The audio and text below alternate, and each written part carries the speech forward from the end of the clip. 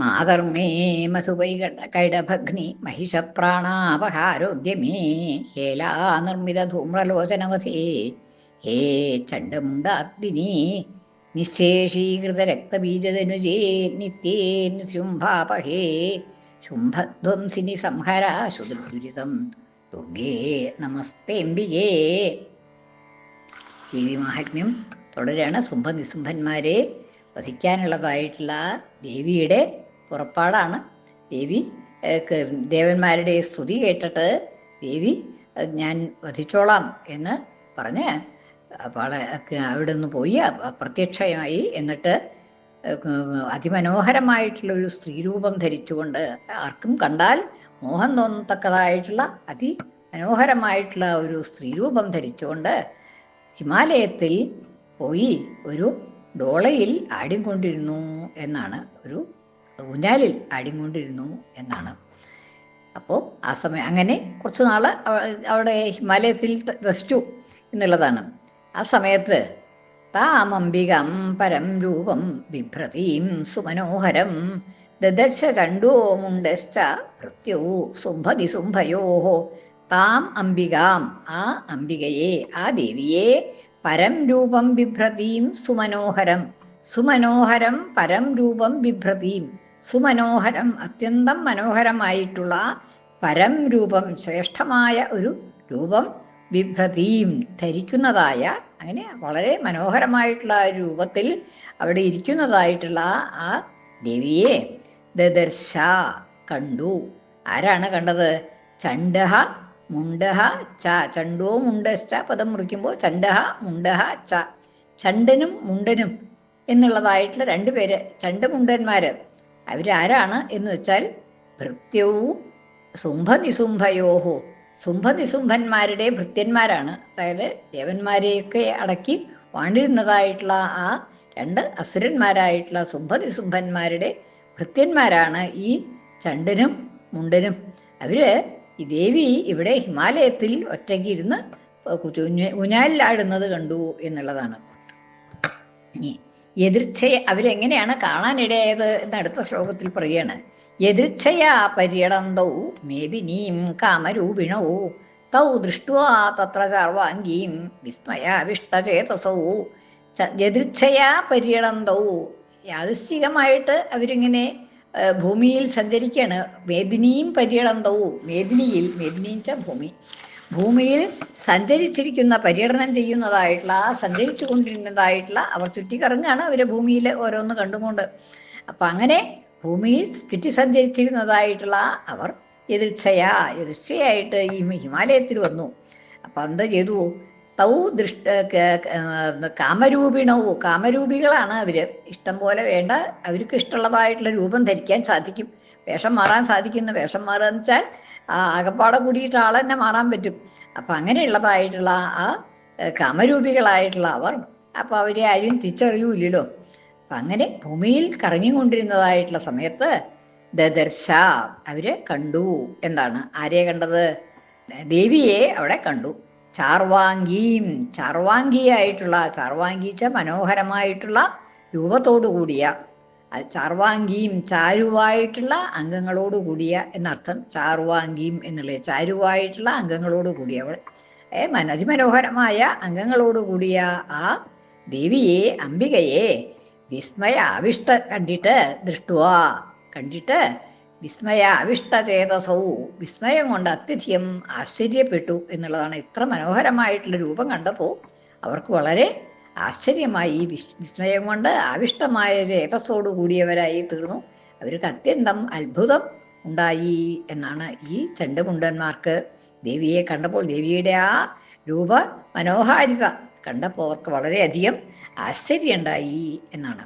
ഇനി ജഗ്മതു സ്വപുരം രാജൻ ശുംഭദർശനലാലസൗ താഭ്യാം ശുംഭായ ചാഖ്യാത സാജീവ സുമനോഹര. ജഗ്മതു സ്വപുരം, അവര് സ്വപുരത്തിലേക്ക് പോയി. അതായത് ഈ ശുംഭനിശുംഭന്മാർ വസിച്ചിരുന്നതായിട്ടുള്ള ആ സുപുരത്തിലേക്ക്, തങ്ങളുടെ പുരത്തിലേക്ക്, ഭൃത്യന്മാരാണല്ലോ, അപ്പോൾ അവിടേക്ക് പോയി എന്നാണ്. അവരെ കാണാനായിട്ട് രാജാവാണ്, അസുര രാജാവാണ്. അസുര രാജാവ് ഇപ്പൊ ലോകങ്ങളുടെ മുഴുവൻ രാജാവാണ്. അപ്പം അങ്ങനെയുള്ളതായിട്ടുള്ള ആ ശുംഭനെ കാണാനായിട്ട് രണ്ടുപേരും വേഗത്തിൽ അവിടുന്ന് പോയി. സ്ത്രീയെ കണ്ടപ്പോൾ അവിടെ ചെന്ന് റിപ്പോർട്ട് ചെയ്യാൻ വേണ്ടിയിട്ട് വേഗം പോയി എന്നാണ്. ജഗ്മതു സ്വപുരം, സ്വപുരത്തിലേക്ക്, തങ്ങളുടെ പുരത്തിലേക്ക്, നഗരത്തിലേക്ക് പോയി. ശുംഭദർശനലാലസൗ, എന്തിനു വേണ്ടിയിട്ടാണ്? ശുംഭനെ കാണുന്നതിൽ താല്പര്യത്തോടു കൂടിയിട്ട്, ലാലസന്മാരായിട്ട് തൽപരരായി. ശുംഭദർശന ലാലസവും, ശുംഭനെ കാണുന്നതിൽ താല്പര്യത്തോടു കൂടി അതിനെ ആഗ്രഹിച്ചുകൊണ്ട് സുപുരത്തിലേക്ക് പോയി എന്നാണ്. താഭ്യാം ശുംഭായ ചാഖ്യാത സാതീവ സുമനോഹര. താഭ്യാം, അവരാൽ, ഈ ചണ്ഡമുണ്ടന്മാരാൽ, ശുംഭായ ആഖ്യാത, ആഖ്യാതാച്ച പറയപ്പെടുകയും ചെയ്തു. ശുംഭായ, ശുംഭനോട് പറഞ്ഞു. ശുംഭായ ആഖ്യാത, ശുംഭനോടായിക്കൊണ്ട് പറയപ്പെട്ടു, ശുംഭനോട് പറഞ്ഞു എന്ന് സാരം. അവര് ശുംഭനോട് പറഞ്ഞു. എന്താണ് പറഞ്ഞത്? സ അതീവ സുമനോഹര, അതീവ സുമനോഹര സ, അത്യധികം മനോഹരിയായിട്ടുള്ളതായിട്ടുള്ള ആ ദേവിയെ കുറിച്ച് ശുംഭനോടവർ പറഞ്ഞു എന്നാണ്. അതീവ സുമനോഹര, അത്യന്തം സുന്ദരിയായിട്ടുള്ള മനോഹരിയായിട്ടുള്ള ആ ദേവിയെ കുറിച്ച് അവർ ശുംഭനെ വിവരം അറിയിച്ചു എന്നാണ്. ആഖ്യാത, പറയപ്പെട്ടു. ഇനി എന്താണ് പറഞ്ഞതെന്ന് പറയണ. കാപ്യാസ്തേ സ്ത്രീ മഹാരാജ ഭാസയന്തി ഹിമാചലം നൈവ താത് ക്വചിത് രൂപം ദൃഷ്ടം കേനചിതുത്തര ഉത്തമം. കാപ്യാസ്തേ സ്ത്രീ, ഏതോ ഒരു സ്ത്രീ അവിടെ ഇരിക്കുന്നുണ്ട്. ആസ്തേ, ഉണ്ട്, വസിക്കുന്നു. കാപി സ്ത്രീ, ഏതോ ഒരു സ്ത്രീ. കാപിച്ച ഏതാന്ന് വെച്ചല്ലേ, ആരാണെന്ന് അറിയില്ല. കാപി സ്ത്രീ, ഏതോ ഒരു സ്ത്രീ ആസ്തേ, ഉണ്ട്. എവിടെയാണ്? മഹാരാജ ഭാസയന്തി ഹിമാചലം, ഹിമാചലം ഭാസയന്തി, ഹിമാചലത്തെ മുഴുവൻ പ്രകാശിപ്പിച്ചുകൊണ്ട്, അത്ര തേജസ്സാണ് സ്ത്രീക്ക് എന്നാണ്.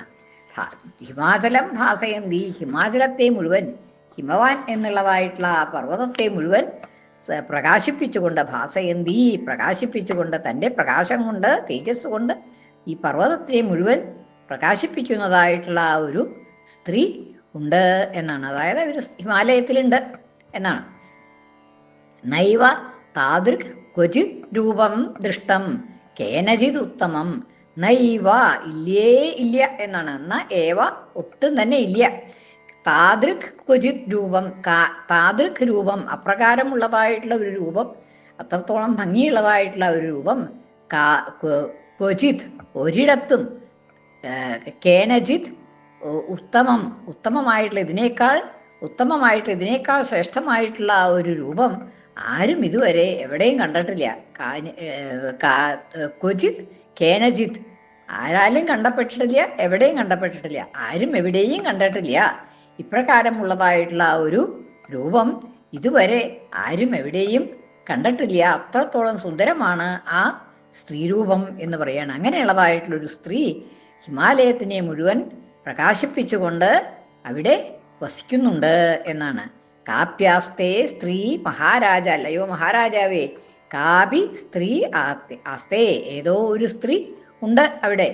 ഭാസയന്തി ഹിമാചലം, ഹിമാചലത്തെ മുഴുവൻ ഭാസിപ്പിക്കുന്നതായിട്ട്, പ്രകാശിപ്പിക്കുന്നതായിട്ട്. നൈവ താദൃക് താദൃക് രൂപം, അപ്രകാരമുള്ളതായിട്ടുള്ള ഒരു രൂപം. ക്വാചിത്, ക്വചിത്, ഒരിടത്തും. കേനചിത് അപി, ആരാലും കാണപ്പെട്ടിട്ടില്ല. ഇത്രത്തോളം ഉത്തമമായിട്ടൊരു രൂപം ആരും എവിടെയും കണ്ടിട്ടില്ല എന്ന് പറയാണ്. ന്യായതാം കാപ്യസൗ ദേവി ഗൃഹ്യതാം ചാസുരേശ്വര സ്ത്രീരത്നമതിചാർവാംഗീ ദ്യോതയന്തി ദിശസ്തുഷ. ന്യായതാം, അറിയിച്ചോളൂ, പോയി അന്വേഷിക്കണം എന്നുള്ളതാണ്. ആരാണത് എന്നുള്ളതൊക്കെ അറിയണം. ന്യായതാം കാപ്യസൗ ദേവി, ഈ ദേവി ആരാണ് എന്നുള്ളത് അറിയണം. കാപി അസൗ ദേവി, അസൗ ദേവി, ഈ ദേവി ആരാണ് എന്ന് അറിഞ്ഞാലും. ഗൃഹ്യതാം ച അസുരേശ്വര, അല്ലയോ അസുരശ്രേഷ്ഠ, അസുരന്മാരുടെ രാജാവ്, അസുരരാജാവേ, ഗൃഹ്യതാം, അങ്ങക്ക് ആ സ്ത്രീയെ സ്വീകരിക്കാം. അതായത് വേറെ ആരും അങ്ങ് ആ സ്ത്രീയെ സ്വന്തമാക്കണമെന്ന് വിചാരിച്ചാൽ വേറെ ആരും ഇതിനെതിരെ പറയാനില്ല. ദേവന്മാരൊക്കെ അങ്ങക്ക് അധീനന്മാരാണ്. അപ്പൊ പിന്നെ മനുഷ്യരും ആരും അങ്ങക്ക് എതിരായിട്ട് പെരുമാറില്ല, പറയാനില്ല. അപ്പൊ അതുകൊണ്ട് ആ സ്ത്രീയെ സ്വന്തമാക്കിക്കോളൂ എന്നാണ്. അത്രത്തോളം സൗന്ദര്യമുണ്ട്. അപ്പോൾ രാജാവായിട്ടുള്ള അങ്ങക്ക് തന്നെ ആണ് ആ യോഗ്യയായിട്ടുള്ളത് ആ സ്ത്രീ എന്നാണ്. അപ്പോൾ ഗൃഹ്യതാംച അസുരേശ്വര, അവളെ സ്വീകരിച്ചുകൊള്ളൂ. അസുരേശ്വര അല്ലയോ അസുരേശ്വര, അസുരന്മാരുടെ രാജാവേ, അസുരരാജാവേ, അവൾ ആരാണെന്നറിഞ്ഞ് അവളെ സ്വീകരിച്ചുകൊള്ളൂ എന്നാണ്. സ്ത്രീരത്നം അതിചാർവാങ്കി, സ്ത്രീകളിൽ വെച്ചൊരു രത്നം തന്നെയാണ് അത് എന്നുള്ളതാണ്. എല്ലാറ്റിലും രത്നം എന്ന് പറഞ്ഞാൽ ഏറ്റവും ശ്രേഷ്ഠമായിട്ടുള്ളത് അല്ലേ? സ്ത്രീരത്നം എന്ന് പറഞ്ഞാൽ സ്ത്രീകളിൽ വെച്ച് ശ്രേഷ്ഠമായിട്ടുള്ളത്. അപ്പൊ ഏറ്റവും ശ്രേഷ്ഠമായിട്ടുള്ളത് തന്നെയാണ് രത്നം എന്ന് പറയുക. അപ്പോൾ അങ്ങനെ ആ ഒരു സ്ത്രീരത്നമാണ്, സ്ത്രീകളിൽ വെച്ച് രത്നമായിട്ടുള്ളതാണ് അവൾ. അപ്പൊ അതുകൊണ്ട് ആ അസുരേശ്വര അല്ലയോ അസുരശ്രേഷ്ഠ, അവളെ സ്വീകരിച്ചാലും അവളെ അങ്ങ് സ്വന്തമാക്കിയാലും എന്ന്. സ്ത്രീരത്നം അതിചാർവാങ്കി, അത്യധികം ചാരുവായിട്ടുള്ള അംഗങ്ങളോടുകൂടിയ, അത്യധികം മനോഹരമായ അംഗങ്ങളോടുകൂടിയ ആ സ്ത്രീരത്നത്തെ അങ്ങ് സ്വന്തമാക്കിയാലും. ദ്യോതയന്തി ദിശസ്തുഷ, ത്വിഷ ദിശഃ ത്വിഷ ദ്യോതയന്തി, ദിശഃ ദിക്കുകളെയെല്ലാം, എല്ലാ ദിക്കുകളെയും തൻ്റെ ശോഭ കൊണ്ട്, തൻ്റെ പ്രകാശം കൊണ്ട് ശോഭയന്തി ദ്യോതയന്തി പ്രകാശിപ്പിക്കുന്നു. തൻ്റെ ശോഭ കൊണ്ട് അവൾ എല്ലാ ദിക്കുകളെയും പ്രകാശിപ്പിക്കുന്നു. അപ്രകാരമുള്ളതായിട്ടുള്ള ആ സ്ത്രീരത്നത്തെ അങ്ങ് സ്വന്തമാക്കിയാലും എന്ന് ചണ്ടമുണ്ടന്മാര് ശുംഭനോട് ഒന്ന് പറഞ്ഞു. സർവമംഗളമംഗല്യേ ശിവേ സർവാർത്ഥസാധികേ ശരണ്യേ ത്രയംബകേ ഗൗരി നാരായണി നമോസ്തുതേ.